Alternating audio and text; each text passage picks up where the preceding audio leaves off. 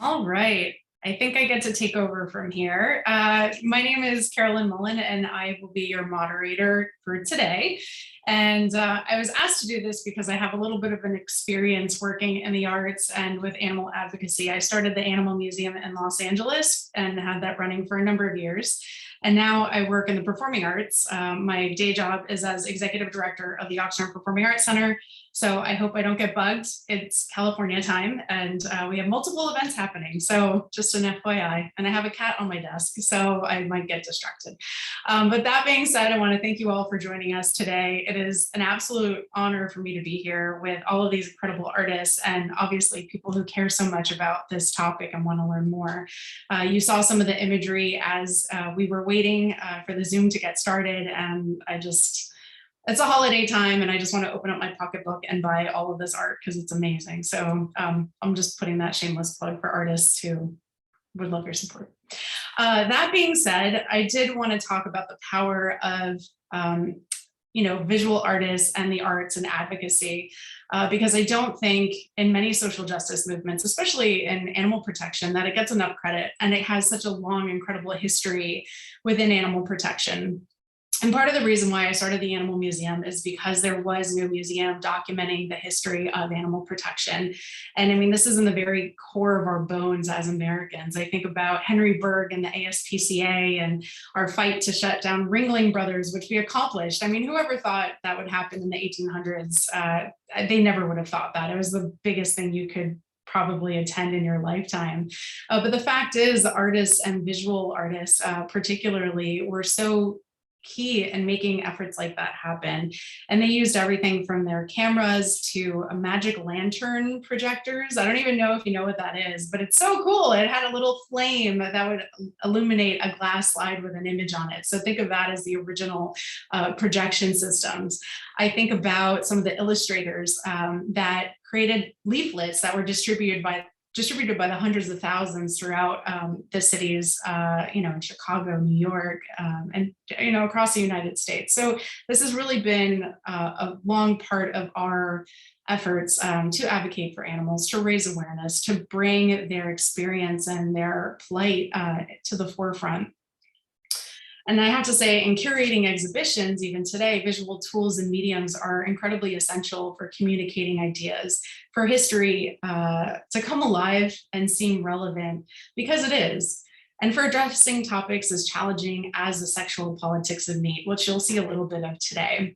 And you never know what a viewer brings to the table, to the art, to the exhibition. And you'll see that happen tonight, even though we're in this virtual platform. We all have a lived experience that shapes our identity and our understanding of the world around us. And what is so wonderful about art is that it's an open invitation to you, the viewer, to dance, to engage, to reflect, and to take away. Art is essential for any social justice movement, and I'm so glad that there are efforts like Compassion Arts Fest to create the time and space for evenings like this. I have to say that in my deep dives into our archives and our history, I quickly learned that images were quintessential to the success of animal protection. They're great outreach tools. They convey important messages and in effect create cohesion and camaraderie through the arts. Think about trying to be connected in a world without social media, without telephones. I mean, art really was a way to bring people together. And in my time developing the Animal Museum, I had the pleasure of getting to know many of the artists in tonight's exhibition. And I showcased a lot of their dynamic and thought-provoking work and visited their studios on my travels. I'm so delighted to see new names and faces in this exhibition as well. Our community and advocacy efforts continue to reach new audiences, and we'll get to see more work unfold that stimulates dialogue, that opens eyes, and brings more innovative art into the world. I'm here for this, and I hope you are too. So I want us to kind of reframe how we approach this Zoom. I want you to think of this as an art opening. I know it's not in the quintessential way, but I'm going to introduce you to a lot of people, and it's going to be very quick. And I just roll with it. We're going to have 4 sections or themes to the gallery, and I'll introduce those over the course of the evening. And in the case where an artist isn't here personally, we're going to have either someone speak on their behalf or show a video that they've put together. And we won't really have time for Q&A, but I encourage you to follow all of these artists on Instagram or whatever social media platforms you might have. And with that being said, I want to introduce you to the curators, a dynamic duo, if you will, of this exhibition. Jane O'Hara is probably one of the most generous people I know and a creative problem solver. I remember when Fox Studios was going to sue me for using the image of Eleanor Abernathy, the crazy cat lady of The Simpsons. And I couldn't use her image, but this wonderful artist painted something very similar, and I got away with using that, and I'm forever grateful, Jane. Her work is centered on our complex relationship with animals. She uses surrealism and creates a narrative to point out how the animal condition poses a duality. And the second curator is Janelle O'Rourke, an interdisciplinary artist who works in the fields of critical animal studies. Through art making, she explores the mechanisms of unwarranted prejudices that objectify other animals and our relationships with them. She will also wheat paste amazing street art in your neighborhood if you ask nicely. And that was my introduction to our curator, so take it away.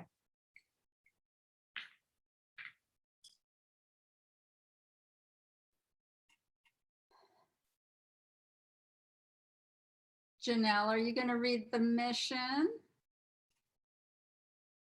You're muted. Okay, hi. Okay. There is a lot that we can do, each in our own way. We must not lose hope. We must not give up. Above all, we must share what we have learned, encourage our friends to help in this most vital task, the stewardship of the earth. That's a quote from Jane Goodall from the Fifth Trust chapter in the 10 trusts. As artists whose work focuses on a critical representation of animal life and nature, there is a lot we can do to be wise stewards of life on Earth. We have made a conscious choice to create work that is more than human, and in doing so, we blur the boundaries, confront uncertainty, and embrace unexpected outcomes. Often, the more we learn, the more it propels us, the more it becomes integral to our work. How, as human artists, can we imagine and connect with the creative lives of other animal beings without hierarchy, without sentimentality? There are new progressive shifts in ideologies that are chipping away at the false dichotomies that have long separated us from them. We may not know what it's like to be a pig, a caterpillar, or a pigeon, but we know that it is like something. Sentience lives in all of us. Art has the potential to open mutable spaces within us for contemplation and critique. How do we engage our viewers to look deeper? As artists, we want to think outside. We want to envision justice. We want to question the dominant culture because life on Earth is a creative endeavor. This gives us hope and helps fuel our art as we look towards the vulnerable future together for our home, the Earth.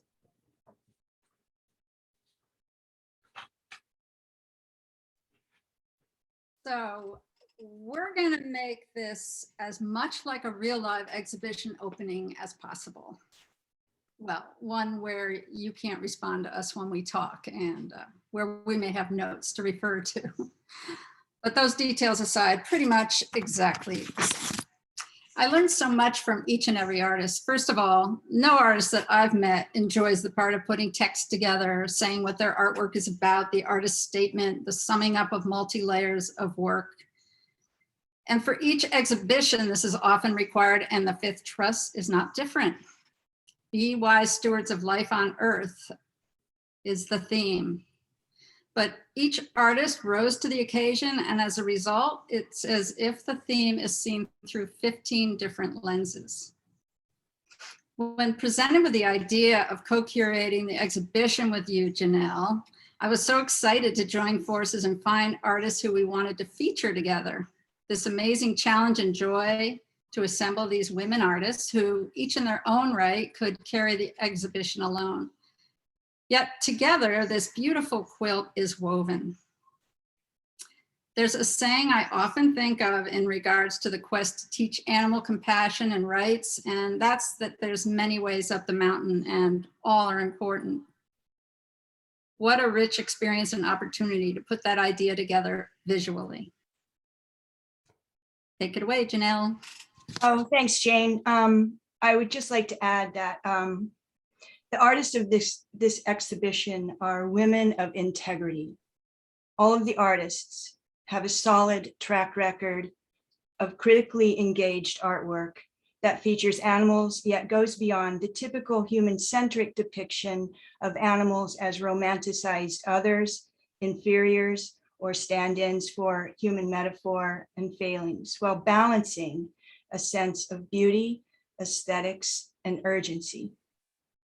The artists in this show all have an ethical compass that refuses to objectify other animals. The artists in this show don't presume to be experts, but offer new ways to look at appalling and dark subject matter as matters of concern, and that is key. Jane and I were looking for diversity within the materiality, style, and process of the artwork that would also collaborate and create a dialogue between the works. And we feel this show actually really does that well. And we are so honored to have each and every one of you here.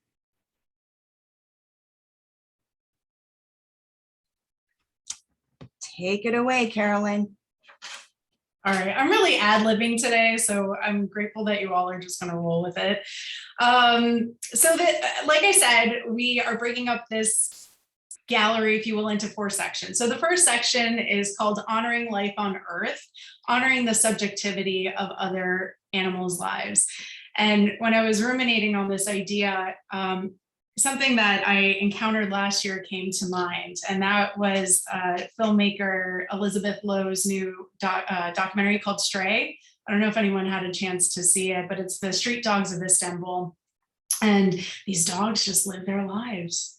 They have no masters, they curate their days, and it's just really amazing. And I think what is really kind of interesting is that no matter where they go in Istanbul, they have different names, like different neighborhoods and different people call these dogs by different, it's just a really fascinating document. I highly recommend that everyone watches it. But our next artists also talk about and address this idea of honoring life on Earth, honoring the subjectivity of other animals' lives so beautifully in their work.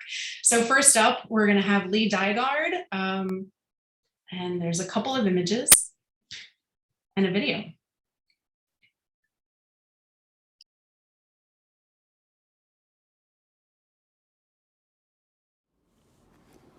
Boundaries between earth and sky, between species, between bodies, also exist between incursion and permission, coercion and compliance, between inside and out.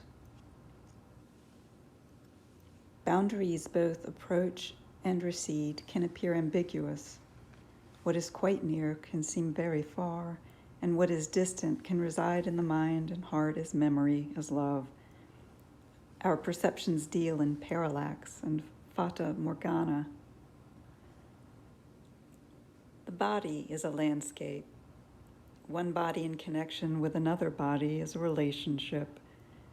The feeling of close connection in an intimate relationship also carries a sense of deep strangeness in far places.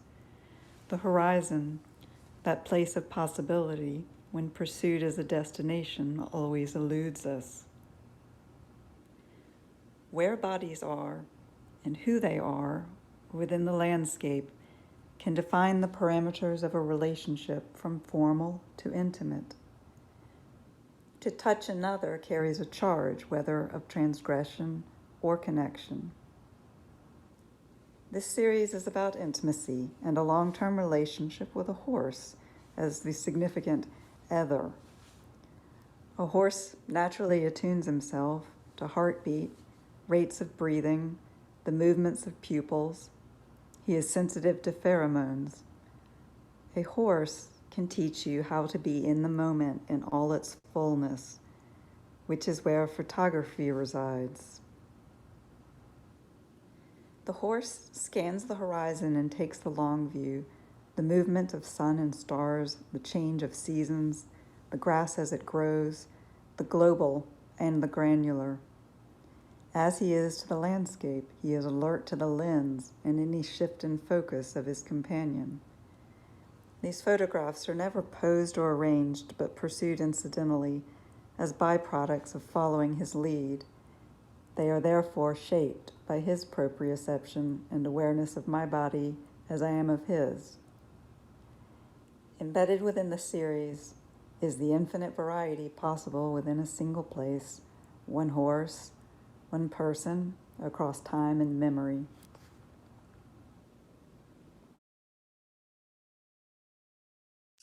Who else is ready to go do a photo project at home with your companion animals? I know I am. Next up, we have Gretchen Woodman, who has a couple of images and a video and will speak for a little bit.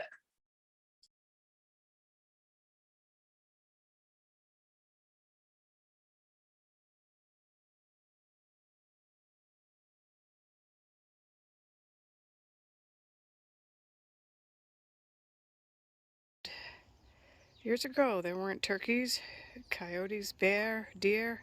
We hardly saw any of them.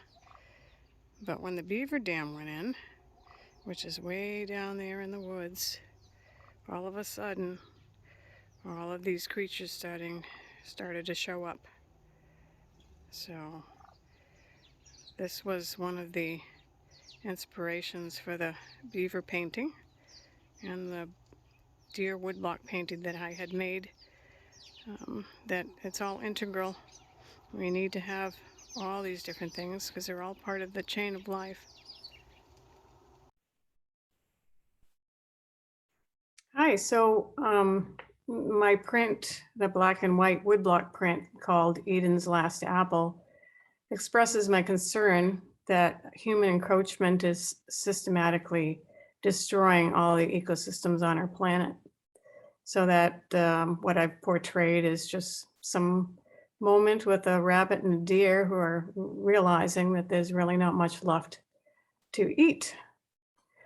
And then my other with the beaver is called Clear Cutting. And it actually has a story from the woods. 16 years ago, the beaver moved into the woods behind my home. Today, there is a large pond that sustains aquatic life and woodland species. Beavers, and in general, beavers change the landscapes unlike any other species and improve the resources of a forest dramatically. I like to think of beavers entering our houses and dragging away desks, bureaus, and coffee tables to rebuild lost habitats, to return forest resources to their rightful places in service to nature, not humans. Thank you. Thank you. This last image makes me think animals can't help but be animals, right? There's just some things that are so intrinsic that they have to do that's in their nature. And how frustrating it must be when they can't do that, right? When you don't have, I think about animals in captivity who have no enrichment, who have nothing natural around them, and how devastating that is psychologically, emotionally, physically. Absolutely. Yeah, no, it's. And then the turkeys, what a joy to have them on your property. Oh, they are just such a source of enjoyment, and I get to watch all of their habits and their behaviors, and yeah, it's just amazing. You know, people don't think too much about turkeys, but I have certainly learned to with their presence. Yeah, I worked at Farm Sanctuary for a little bit out of college, and I didn't know they loved being scratched on their butts, and they have like the softest, warmest, I don't know, if anyone's never done this, I highly recommend you go visit an animal sanctuary and love up on a turkey, because they just will melt in your hands and they do this cute little move. Anyways, it's worth doing. All right, moving on. Thank you, Gretchen. Our next section, and I feel so uneloquent in light of all these artists, that you're so poetic and just so thought-provoking. So thank you all again for being here with us. The second gallery, if you will, is all animals are sentient and deserve respect. And I think one of the most famous philosophers in animal protection probably said it best. Jeremy Bentham was an English philosopher, and he asked, the question is not can they reason, nor can they talk, but can they suffer? And it's really just this simple thought that leads us to believe and to know that animals deserve respect. And these next two artists certainly address this idea of sentience and respect. And not only for animals, I have to say, Susie, I loved that you included a piece that thought about the human animal too. So we'll go ahead and introduce Elise Eastgate, who's going to have two images, and Janelle will read some words.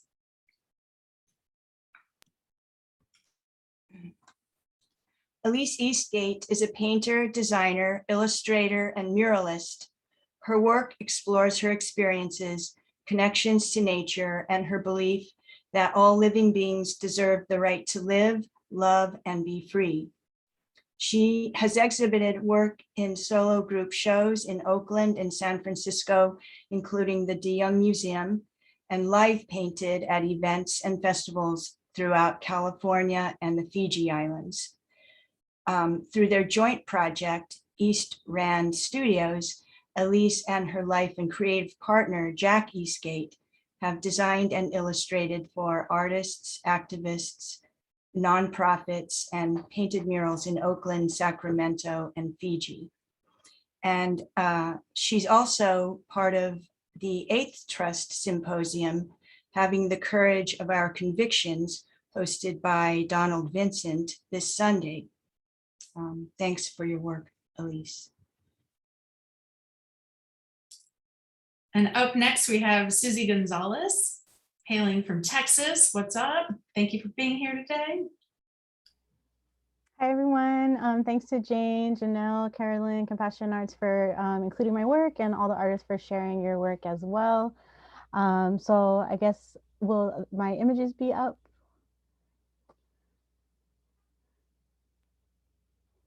Awesome, thank you, thank you. So in 2015, this painting is called El Ciclo de las Guacamayas. I was fortunate enough to attend an artist residency in the rainforest of Peru with a grad studies grant from RISD. And before heading to the rainforest in Puerto Maldonado, I served as a photography volunteer with an animal conservation organization called Fauna Forever. I received some great hiking, bird watching, and bird photography experience, and was fortunate enough to get to visit Machu Picchu as well. My work ended up culminating into hybridized paintings of different beings that I came across in Peru, all species included that I came across.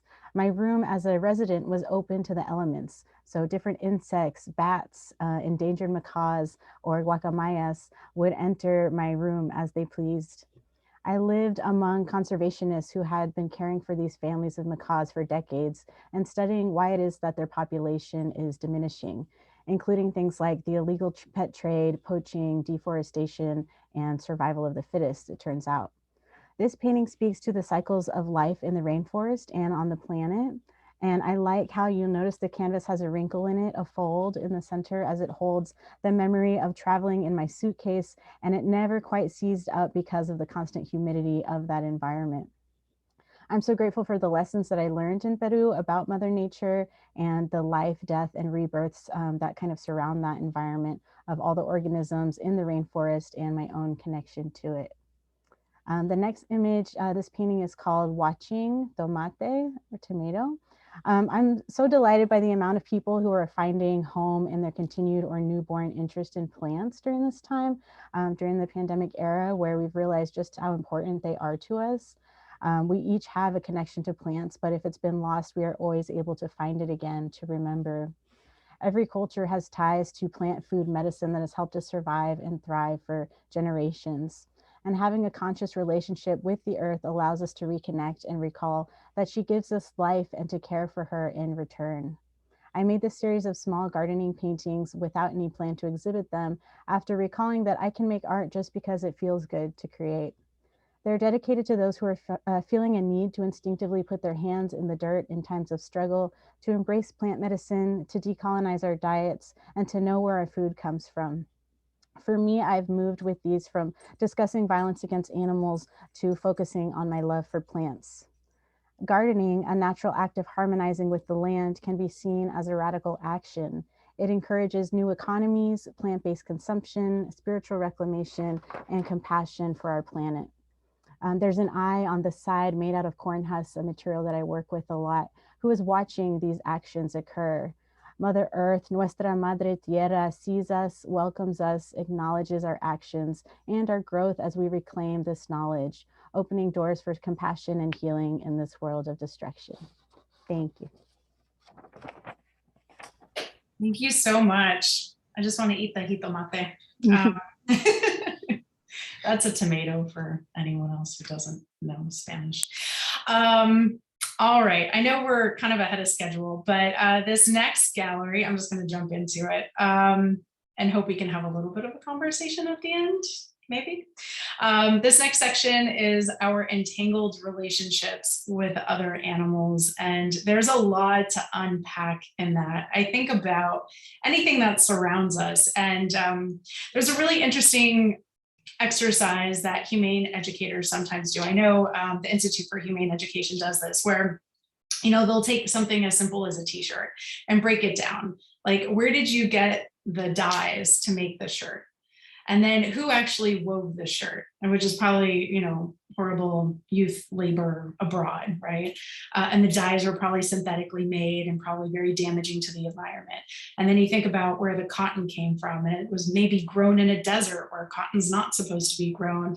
And it's very water intensive and just ecologically very damaging. And who lived in that area before they turned it into farmland. So it's just, and I feel like you can do this with anything, right? Your computer screen, and inevitably animals are going to be a part of that. So I feel when I was reflecting on this idea of entangled relationships with animals, it's the seen and the unseen, right? You kind of have to ask all these very probing questions. And I think our next artists coming up really do this incredibly well. And I've been honored to work with all of them and show their work and have them as curators at the museum. So I'm very excited about this. So first up, we have Patricia Dennis, another Southern California lady. And we're going to show a couple images of her work, and then she will speak.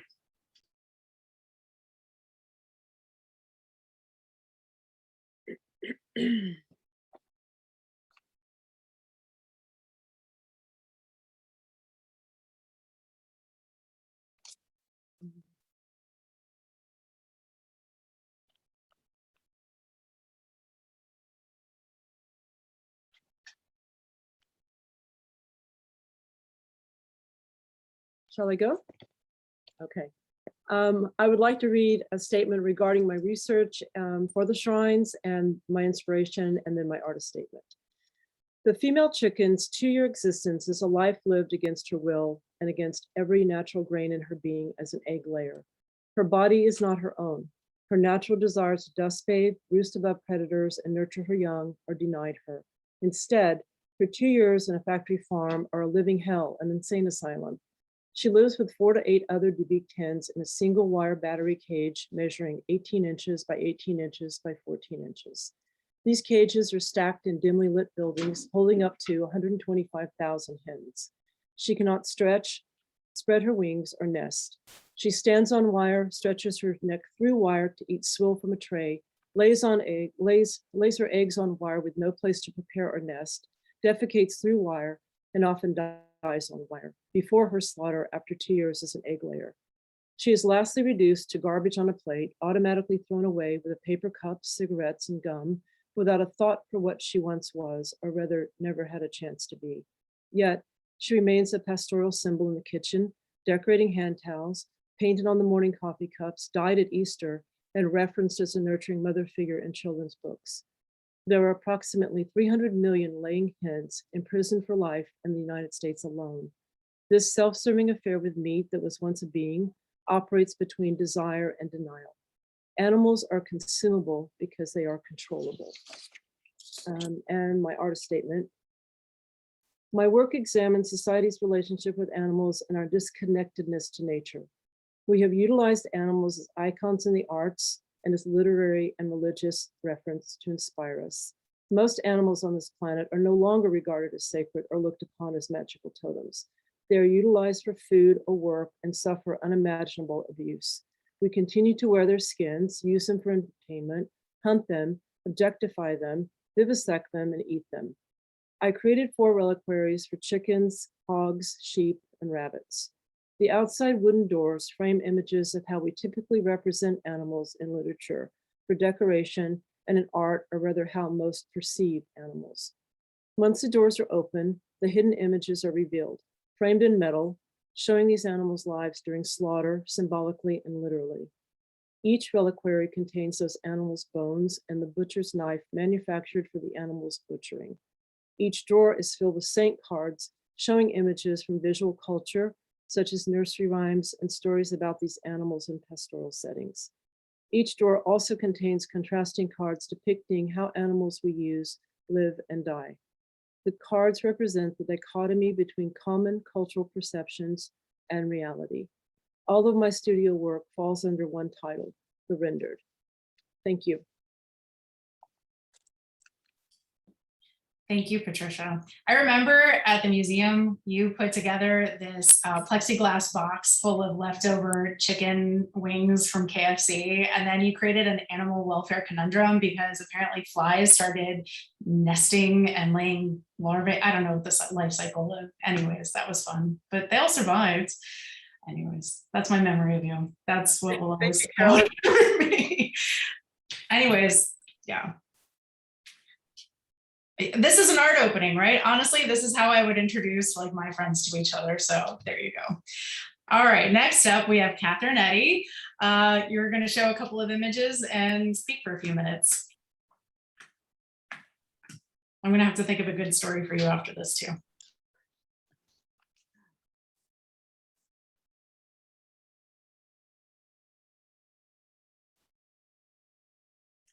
I'm a multidisciplinary artist and activist who uses painting, sculpture, drawing, collage, and immersive sound installations to explore the complexity of the human, more than human relationship. I believe that art has the ability to illuminate and change minds in a unique way, and when combined with animal advocacy, can create a powerful motivation for change.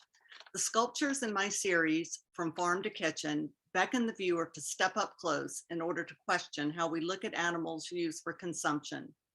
What from a distance appears to be a cute anthropomorphized pig or a cow sticking out her tongue, in actuality are animals that capture the brutality of the slaughterhouse and remind us that what comes to us in a neatly packaged styrofoam tray was at one time a sentient and living being.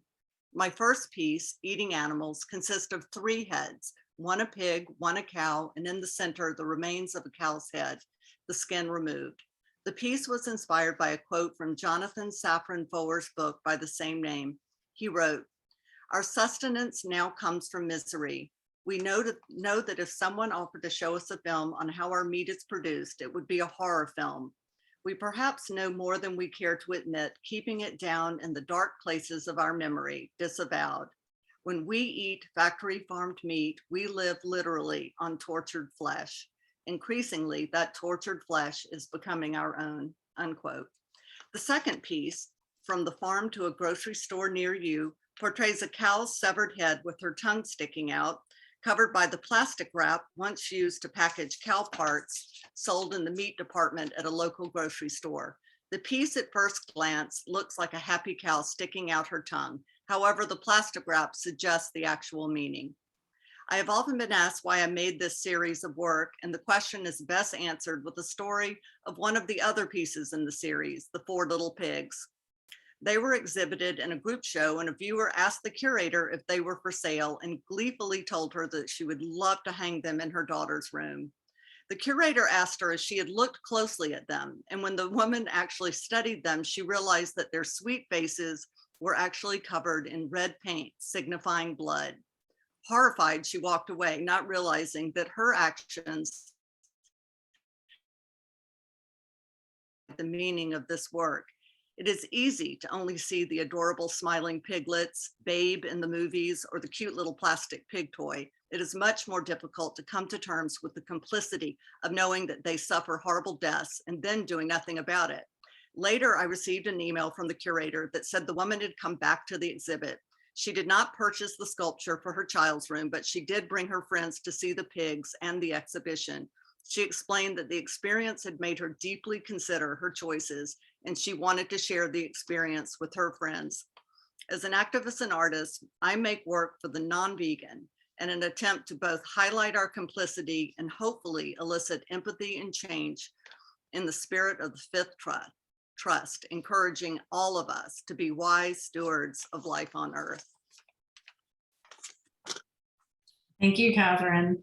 And I'm curious, this idea of our entangled relationships with other animals, and I know so much of your other work deals with kind of ecofeminist themes. Do you feel like this work that you showed us tonight also does that? I think it just deals with the, in Carol's words, the absent referent. In other words, and in the most, artistic of ways, in the sense that the animals are represented by the actual artwork. So they're obviously missing from that as well, but also looking at, how we look at, especially with meat, how we look at meat in a styrofoam tray at the grocery store. The animal is missing, absent. So that piece with the tongue sticking out was to basically bring that animal back into the picture. So does it deal with direct ecofeminist themes? Absolutely. So if you don't know what that is, everyone, you should go learn about ecofeminism. It's wonderful. and check out Carol's book, The Sexual Politics of Meat. Yeah, shameless plugs. All our Shameless favorites. plugs. It's like a podcast. You'll just get a bunch of recommendations to take home with you. Well, thank you, Catherine. Up next, we have Jane O'Hara, who has no images, but will show a video, and Jane will speak afterwards.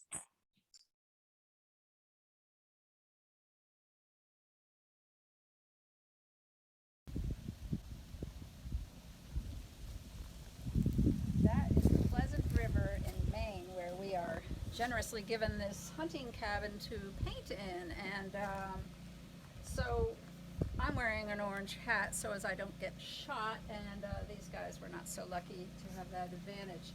So I'm working on the State of the Union series. This is Texas, State of the Union. And in the background, I have all the positive images that state would like to project. Cadillac Ranch, the state animals, Texas Longhorn, and Yosemite Sam. In Bubbles, I show things a little more disturbing to me. We have helicopter pig hunting. We have massive feedlots that are throughout Texas. Here we have the Bandera Ham Rodeo, where children bag young pigs and then roast up some of them to eat. Here we have the varmint hunters, which are killing contests. And then at A&M, Texas A&M, university, they do muscular dystrophy tests on dogs. This is Vermont, State of the Union. Again, in the background, I have the Ben & Jerry's Peace Love Mobile. We have the Morgan horse, state animal, Vermont teddy bear. And in Bubbles, we have the turkeys that are crammed into, young turkeys are crammed into these spaces, can't even turn around. We have young ponies and horses pulling pallets of concrete for entertainment. Here we have the hunting scene, very popular. Here's a bit of good news, which is coyote killing contests have been banned. And this last bubble I'll show you is pretty much tells the story of dairy, which is, the young calves taken at birth and put into these isolated calf huts. Mothers stay in these factory farms for long periods of time. And then we have the waterways that are polluted, and then in this case, because of the pandemic, a lot of that milk is dumped. So 48 more states, and I'll have a show to show you.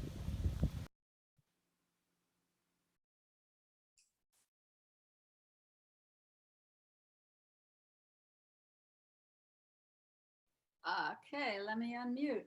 I'm back home in my studio. I wanted to add to my video by saying that I try to use my artwork to speak for those that can't speak for themselves, at least in a way that we hear them. The theme I work with so often is about animals in their separate yet completely unequal lives. This State of the Union series takes on this theme by showing the stark contrast with the images and scenery that that state wants to project, wherein bubbles the unjust treatment of animals in that state. I think we have a long way to go to being wise stewards of life on Earth, as the Fifth Trust asks us to. But I am so excited about how the arts can be a powerful way to make us feel and think differently. Thanks for coming to our opening. How many more states do you have to do? Is it still 48? No, let's see, I have about 32 more. That's incredible. Kudos to you. And then how did you end up in a hunting cabin? Was that intentional or? It's friends of friends have relatives, and it's just something we've done every year. We go when it's not hunting season, and we go there to paint. And so it's in nature, in this strange dichotomy of staying in a cabin that's filled with hunting pictures and paraphernalia and bones. And There's something really powerful about place, right? That idea that you were doing this work in that place. And I think about I heard about an Italian vegan festival that takes place in an old either slaughterhouse or feedlot or something like that. And, and then I also think about Linda Brandt, who's doing work in a cemetery. And so I don't know, I just find that fascinating. Something more. Seeps into my subconscious for sure when I'm working there. But mostly we go out into the blueberry barrens and set up and paint out there. Oh, that's nice. I want to go do that with you. That'd be fun. Cool. Well, moving on, our last artist in this gallery, if you will, about our entangled relationships with other animals is another sound. Are you still in SoCal, Karen? I have no idea. No, you moved. You abandoned us. That's fine. Anyways, everyone, please meet Karen Fiorito. She is going to show a video, and then maybe you'll talk a few minutes. Okay. Hi, I'm Karen Fiorito, and I'm going to talk about Disappearing Bees and Buddha Bunny. Disappearing Bees is a triptych of monoscreen prints. I painted the image onto a silk screen with watercolor pigments and printed it 3 times using transparent base. Each time the image was printed, less of the pigment remained. The prints that come after the first print are called ghost prints. I use this technique to mirror the fact that bees are disappearing from our planet at an alarming rate. Bees are disappearing because of humans. The largest causes of bee population decline include everything from habitat loss to climate change.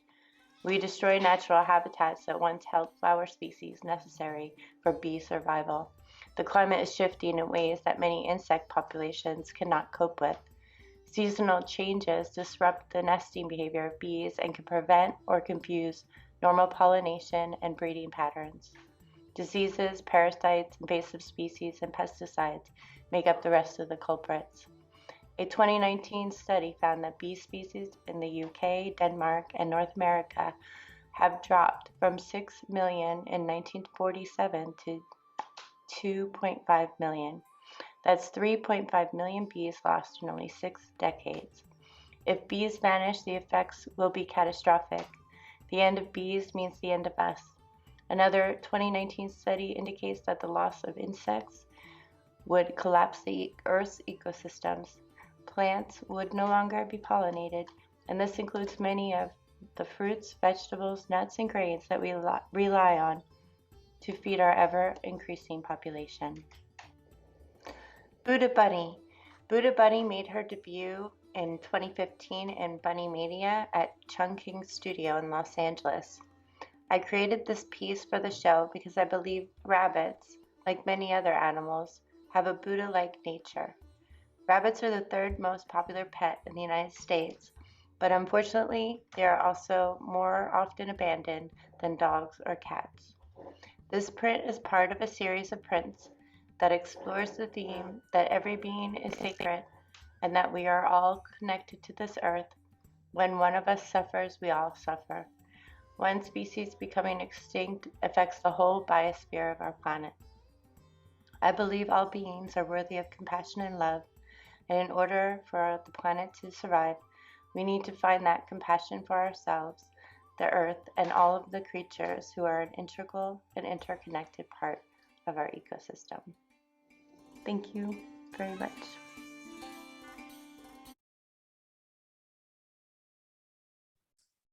Oh, can you hear me? Oh, hello? Yeah, go for it. Okay, you can hear me. So I was just laughing because I think I'm wearing like the same thing I was wearing in the video that I did like a month ago. And my cats are in almost the same place. So I want to show you this cat. They're kind of like, oh my God. puppies, Yeah. right? I have one, they're napping right now. They got bored. But yeah, so I made a video because I've been very busy and I was afraid that I wouldn't have a lot of time to prepare, and it seemed like kind of the easier way to do things. But I'm very happy to be a part of this festival. And Carolyn, I am in Southern California still. I'm in San Diego. So Yes. yeah, so that pretty much sums everything up for sure. And if anyone has any questions, let me know. Well, and I have to say, Karen, you're so fierce. Like, you're upsetting presidents with your artwork and just getting hate mail left and right. So you must be doing something right. So I encourage everyone to follow Karen's work. Huge fan over here. So thank you for, taking the time to be with us tonight. All right. So our next section is decolonizing our relationships with other animals and this earth. And I am going to do a plea to Ellie and Compassion Arts Fest to like make this its own topic for next year, because that's a lot. I don't even know how to speak to that, to be honest. It's so much. And I think that could be just super fascinating. But, there's a huge, thread in the arts to decolonize all sorts of things. And it's really, really important. Decolonize our diets. I know that Susie was talking about that earlier, and there's just a lot to unpack with that. So I'm not going to do it, but I'm going to have these other artists do that. And first up, we have L.A. Watson, who is not here today, but she does have a video and she has some images.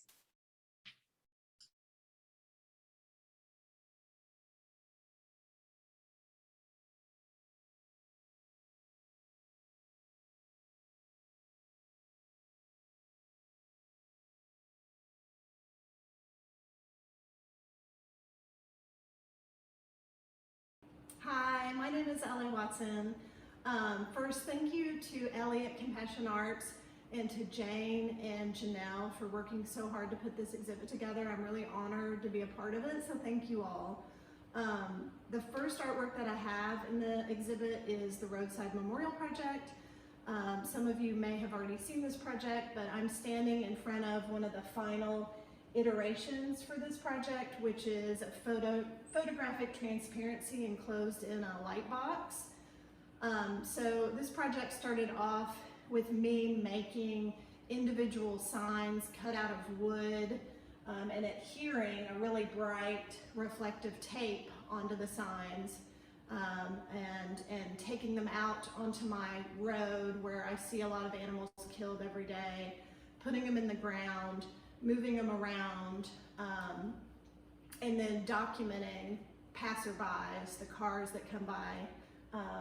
And as I was doing this project, I was really happy because I noticed a lot of people would slow down pretty dramatically as they would go by the signs, which was a really pleasing outcome because I had learned through research and obviously just common sense that a great way to prevent these deaths is to get people to slow down. So I was really happy about that, the way that it functioned, this project functioned out in a public space, and kind of became an activist intervention of sorts, as well as a memorial and a way to raise awareness.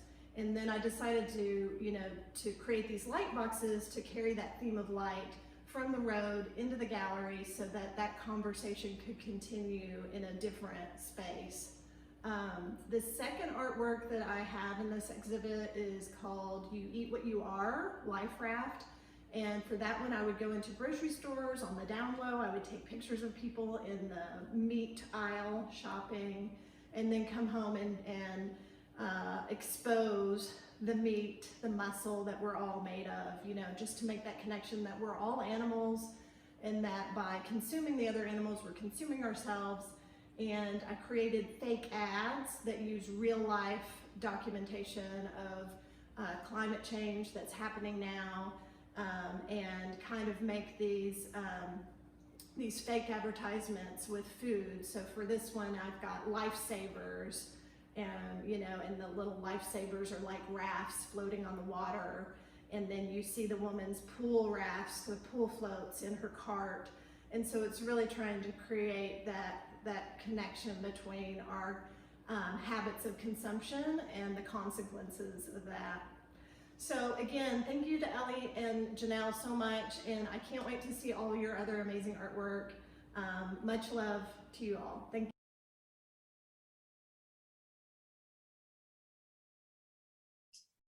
Ellie's the best. I'm so glad she was in this exhibit. Up next, we have Erica Gajewski. 4 of us took a different stab at trying to figure out your last name, so I hope I didn't, mess that up too bad. And so we're gonna have a couple of images, and Jane will read Erica's words after that.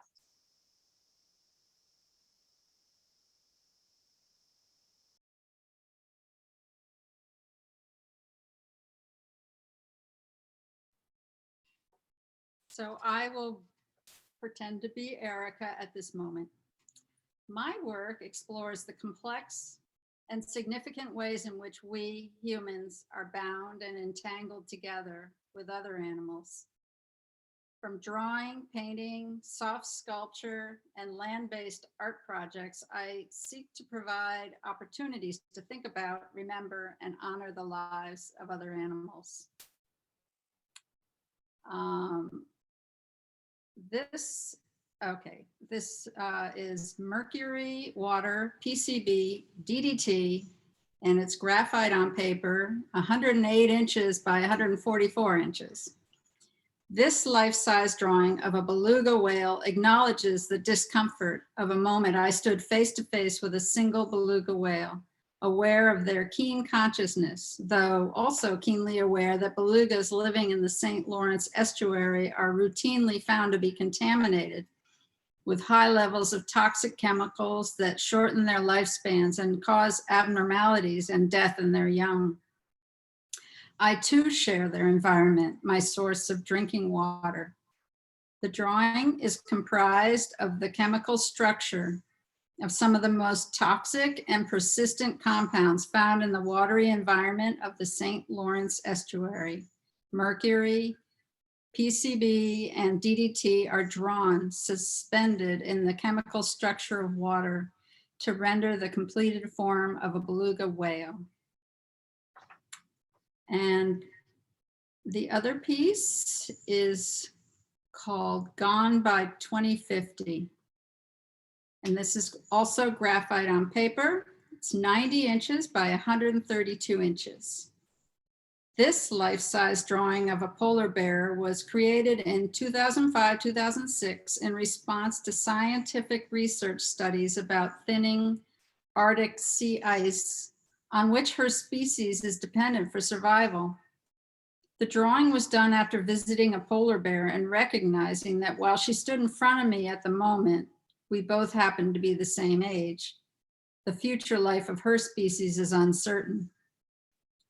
The drawing marks and records the feeling of being present and connected to another being with the awareness of the potential disappearance of her kind in my lifetime.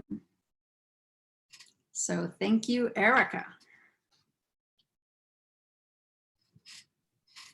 It's interesting how this idea of climate change and its impacts, obviously on the existence of entire species, but also its impact on the art world. I was meeting with a gallery curator the other day, and they were telling, and we are prone to wildfires in California, and so many people are losing their entire collections, whether you're an artist and your body of work has disappeared, or you as a collector are losing artwork. And it's just very hard to plan and prepare for something like that. But we're almost losing our physical memory as a human species.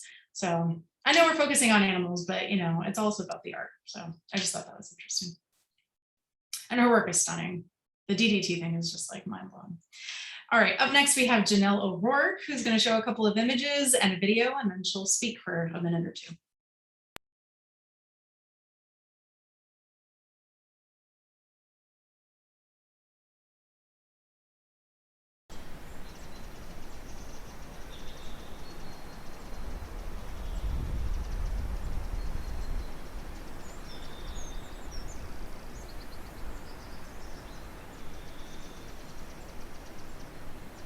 I love being part of this world.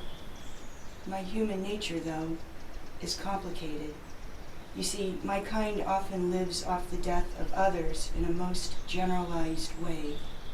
But personally, I have no desire to harm others that I share the planet with.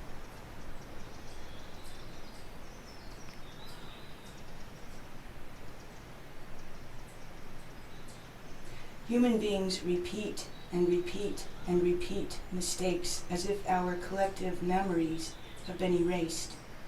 We are a young species in relation to the deep time embedded in our planet's skin and memory. I ask myself, what is my creaturely identity?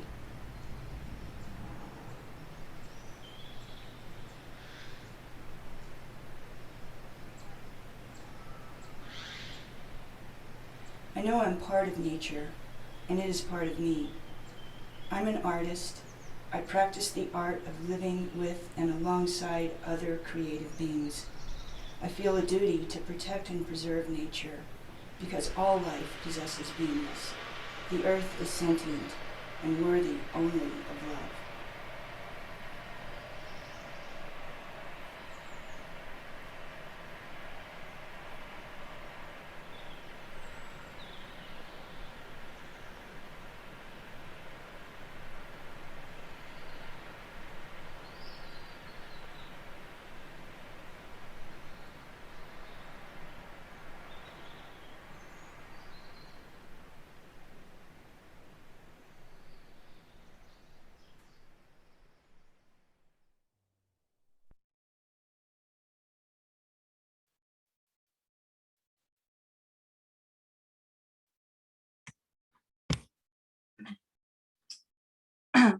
All right, so I'm just going to say a real quick thing about these two pieces. The two works in this exhibition are called, this one is called Closed to the Public, and it's a found garden object that I found and reconstructed into a strange and unfamiliar animal ornament and collaged it with a photograph that I recorded from Dead Horse Bay in the Jamaica Bay area of greater New York City.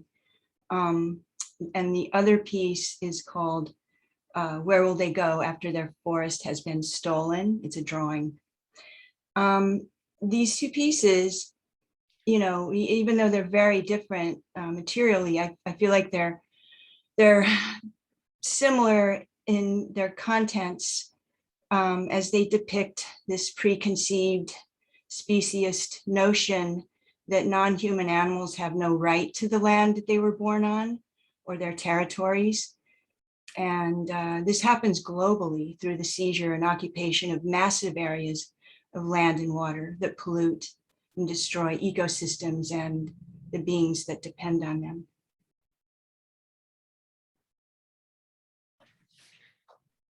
Thank you, Janelle. I'm curious, so the video footage you shot is in your new home in the Catskills, I take it? Actually, no, that was shot in Wales and it was recorded in Wales. And then the voiceover, my partner helped me put that together. But, I just had all this footage when I went to Wales. And so I just kind of put this together over a weekend thinking, I want to do a video because I think it would make it more interesting to break up the art opening with more sort of visual things. And so I kind of just put that together over literally like 24 hours. And luckily I live with someone that's really good with sound. So he helped me a lot. Yeah, it just makes me think of the pandemic and how many people were striving for that natural connection, and how rejuvenating and probably very important that is for all of us to heal these relationships that we have with the planet and with other creatures and with each other, to be honest. Yeah. Yeah. Anyways, thank you for sharing Thank your you. beautiful work with us tonight. Thank you. Yeah. So up next, I actually don't know Colleen Plum all that well, but I'm excited to get to know your work. We're going to see a couple of images and then Colleen will speak for a few.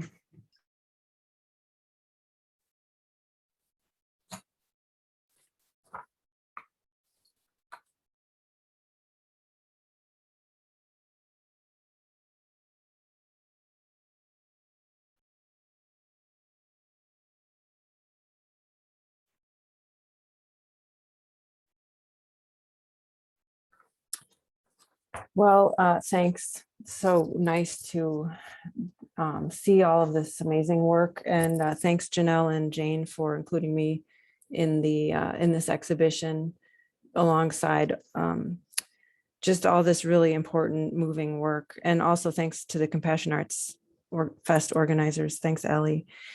I'm grateful my work about the plight of captive elephants is included in the exhibition. And I just wrote this thing up because I wanted a fresh, it was really fun to just think, what should I say? Because I've written a lot about this work. So I'll just read what I wrote. I learned a lot about the undeniably cruel existence of captive zoo elephants firsthand when I traveled to over 70 zoos in the US and Europe between 2009 and 2014, and found the same thing over and over: swaying elephants, bobbing their heads, pacing. The first elephant that I saw was Joy in Greenville, South Carolina, and that was in 2009. And I set off for the next 5 years collecting as much footage, evidence really, of the behavior that is exhibited by captive elephants. It's not seen in the wild, the stereotypic behavior. And I'm sure, most of you have heard of this, that, elephants in captivity really suffer so extremely horribly. Even in what is touted as the best zoos with accreditation, whatever that is, or whatever that could mean. I mean, I know what they say it means. And all I saw in my experience in those 5 years, that all I saw were attempts in vain to distract the giant worlds unto themselves from their reality. The better quote unquote zoos had more ways to distract the elephants. They would have more staff, more enrichment, more sand piled up. But ultimately, none of it is sufficient, because all I saw with my eyes was swaying and gawking. And then also overhearing rationalizations about what our eyes were seeing, shutting down compassion and replacing with false justification. How can a zoo think cruelty is the way to create scientists? And I often think about paleontologists have never seen a living dinosaur, or kids are so obsessed with dinosaurs, and yet they've never seen one. So the argument that we need to see these imprisoned elephants is just a false idea. It's a money-making. So I made the video of the elephants for 5 years obsessively. I really was obsessed to go to as many that I could go to and see them, bear witness, and make video to share. So then I projected the video that I made. All of that footage culminated into I distilled it into a 12-minute video that I started projecting out on the streets. And then also you see in the piece that was in Iceland. I projected it on the landscape as a gesture really to counter the urban projections. So I would talk to anybody on the street who would stop and say, what are you doing? It was all guerrilla. And I would tell them what I saw, what I learned, have a conversation, address sort of, I'm injecting this into a surprised place. And that has a very powerful effect, I learned. So I did that for 5 years. I got really obsessed with doing that. And this was at this like block party in Chicago. And I did have permission to do this one, but most of the time I didn't have any permission and just did it. And, most of the time I got away with it. And then now I have a book that just came out, documentation of all of the projections. And then one of the coolest things was finding the animal advocacy world, really, because I was working all on my own, and I went to, started going to conferences and being invited to share this work. And that was like a homecoming, because I'm like, they all knew all these elephants, that I met, and were working in different ways on behalf of find justice, I guess. It's not happening yet, but we're getting there maybe. And slowly, like you mentioned, the Ringling shutting down, they're so having hope. And so I met people, and one of the results was that I got to put in the book were these were 9 profound essay contributions. So that was really cool to have something that lasts and to show all of this evidence of what I did, but mostly use it as a platform to give voice to these 9 scientists, lawyers, writers, to share their voices. So this, again, I said this was at this party, and then the other one was at in Iceland. And yeah, it's an honor to be in this exhibition. So thanks. Thank you. I'm glad you're obsessed. I'm glad you're so dedicated and committed to this. That's really, really cool. Are you continuing this work, or are you on to a new body of work? Well, I'm not doing projections, but I do miss it. I think that when the book came out, like right at the beginning of the pandemic, so all of the kind of events that I would do the projections and were canceled. So now the job is to kind of recreate ways to share the work and to not let it stop. I don't know if I could ever, I have another project that's about a captive polar bear that I project on my front window of my house every single night. I'll do that forever. Snow Lily is out there on my front window. So that's to be determined of what, I wrote a bunch of letters to see what might happen to create some events, because I want to bring it to places, as much as I can and not stop, especially with the case. I don't know if you all know about Happy.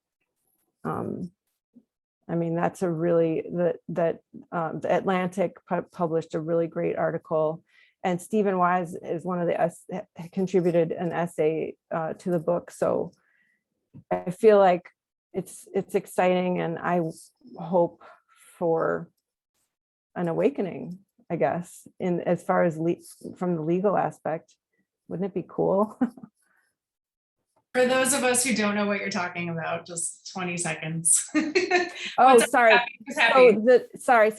Happy is an elephant in the Bronx Zoo, and the Non-Human Rights Project, headed by Stephen Wise, a lawyer.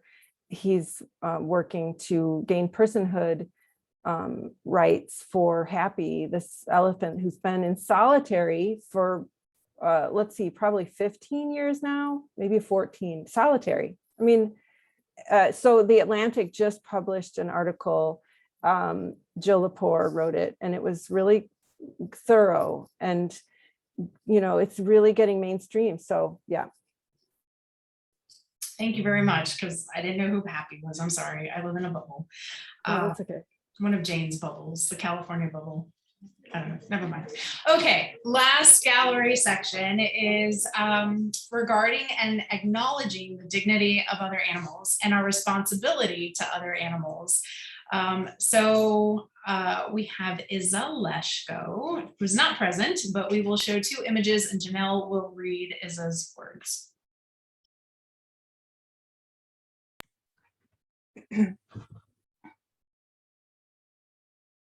Okay.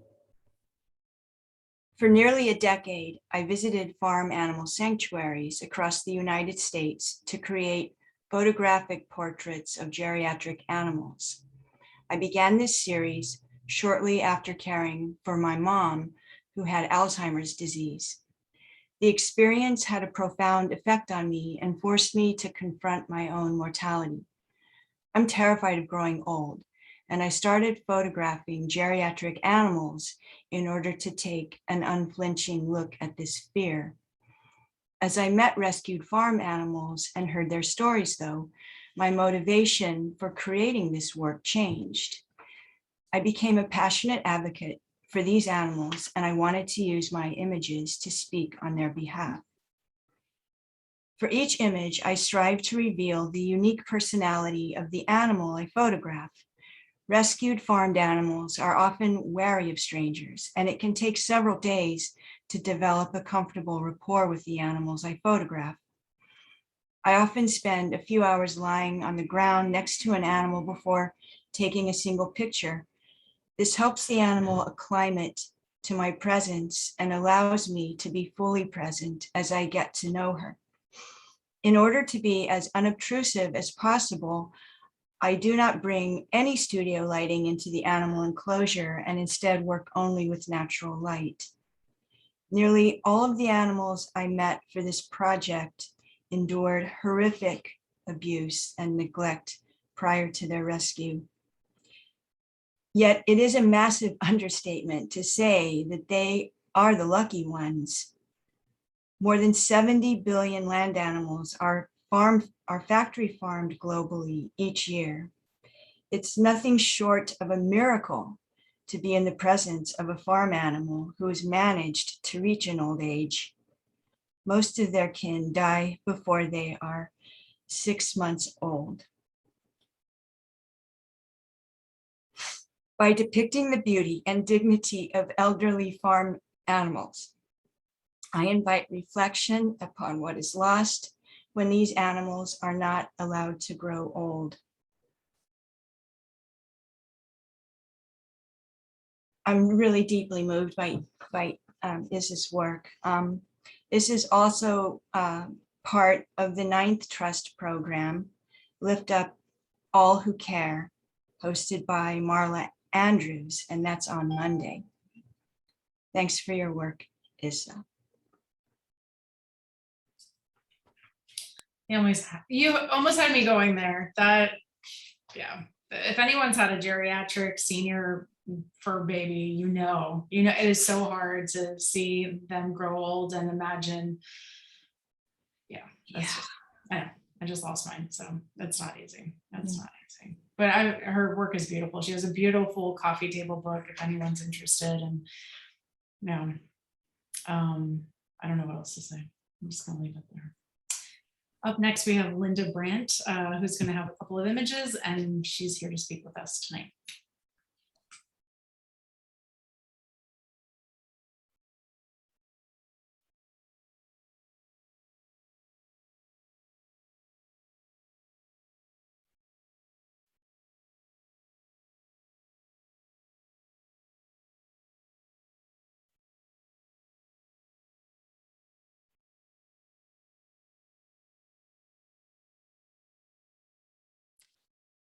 Thank you. Hi, everyone. It's a real honor to be here tonight. Thanks so much to Jane, Janelle, Ellie, and the whole festival has been wonderful. One of the advantages of going a little bit later on, is to have watched all of you present, almost all of you, not quite. It's really been so incredible and moving to learn about your work. It's just fantastic. It's great. A lot of my artwork makes use of animal bones, so I get asked about that a lot. There are some people who have concerns about that, understandably. I noticed that Patricia also had animal bones in some of her work, and I think this is a subject that's kind of interesting. So I addressed it in my statement, and I'd just like to read that right now. Bones are non-purifiable. You can clean them, but you can never strip away their essence. They continue to yield information about an individual until they dissolve into the earth. Moreover, bones cannot be definitively classified as subject or object. A bone can be studied or viewed as an object of science or art, yet in the end, it is always a subject, an individual being. My works are memorials, small and large, private and public, to animals that are killed by the billions and quickly forgotten. In response to my own unsettled experience, my guilt, sadness, hypocrisy, and compassion, I gather the bones of common animals, clean them, and represent them in novel ways. My role is sometimes that of a witness, documenting the traces of death as I discover them, as in my sculpture entitled Humane Slaughter. In this piece, the traces of human dominance and deception in the form of Temple Grandin's forcing pen are reproduced on the jawbone of the victim. In other works, such as those in my mourning and mending series, my role is more like that of a mourner or a penitent attempting reparation. The process of mourning occurs through my encounter with the materiality of the animal remains, in the physical act of cleaning the bones, and in the symbolism of the altered form. Many of my pieces portray the process of sewing or mending, and Mourning 3 is an example of this with its surgical gauze and porcupine needles. The symbolism of mending or sewing is also present in my monument to animals we do not mourn, which is now permanently installed at Hartsdale Pet Cemetery in New York. The sewing symbolism implies human responsibility for righting the wrongs, while also acknowledging the role that women have played in this process throughout history. My goal is to create shared spaces for compassion and remembrance through my art, and to soften and dissolve the hard boundaries that we have delusionally drawn across species lines. Thank you. Thank you. And then our last artist for the evening is Linnea Risky, who will show a couple of images and then speak.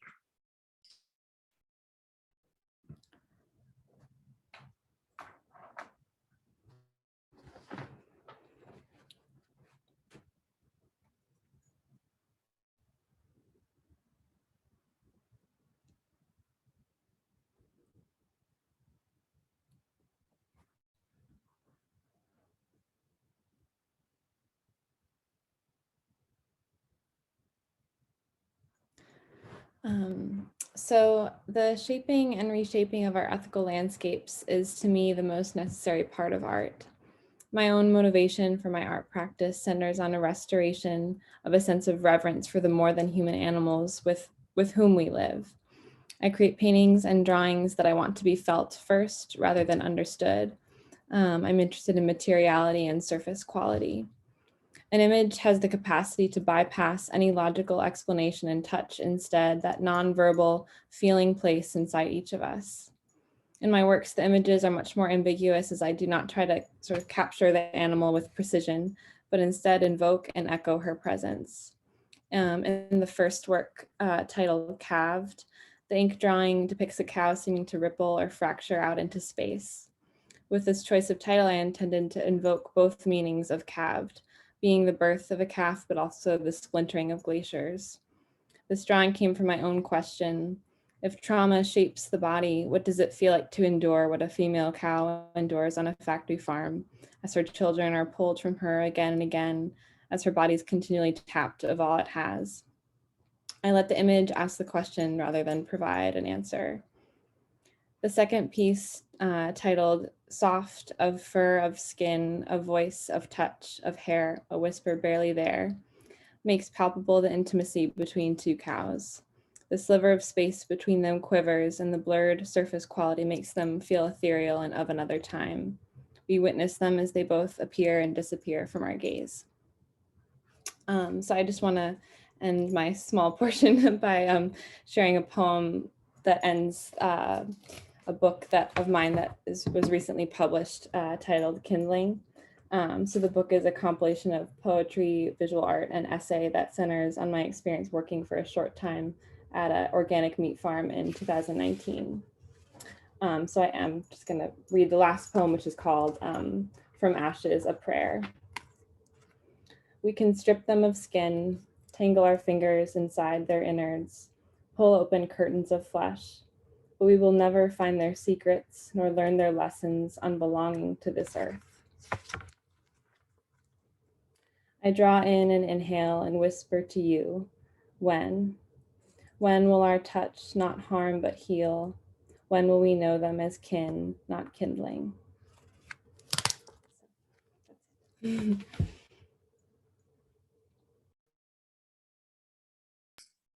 It's a good place to end, I think.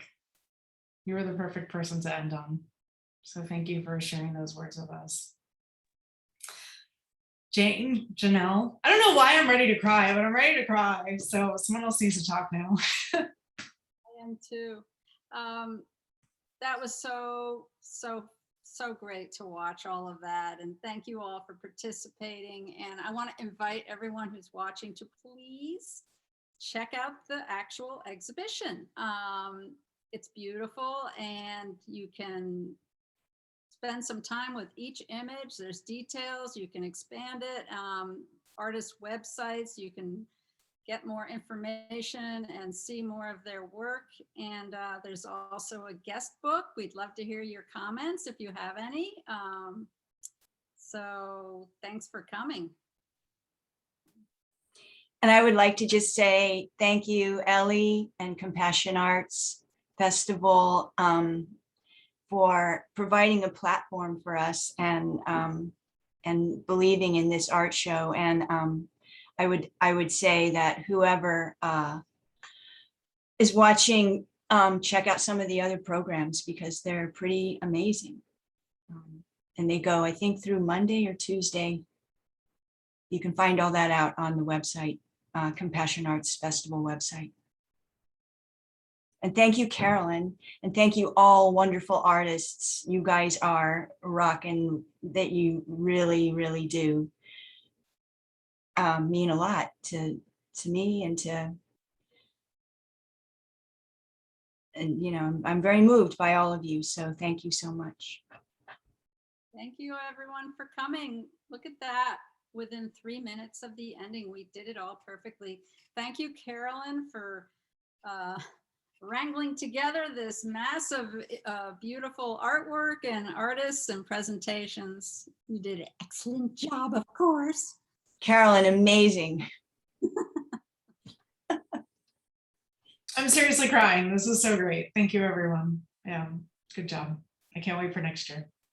All right, goodbye, everyone. We'll end Thanks. with a group of the artwork you can look at, and make sure to go to the website. Fifth Trust exhibition on the Compassion Arts Festival website.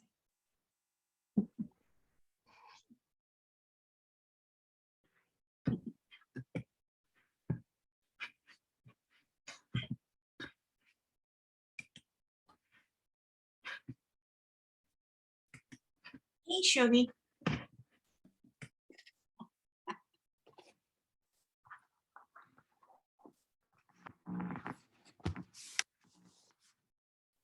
That's a wrap. Wrap. That's a wrap. Oh, amazing. I'm crying.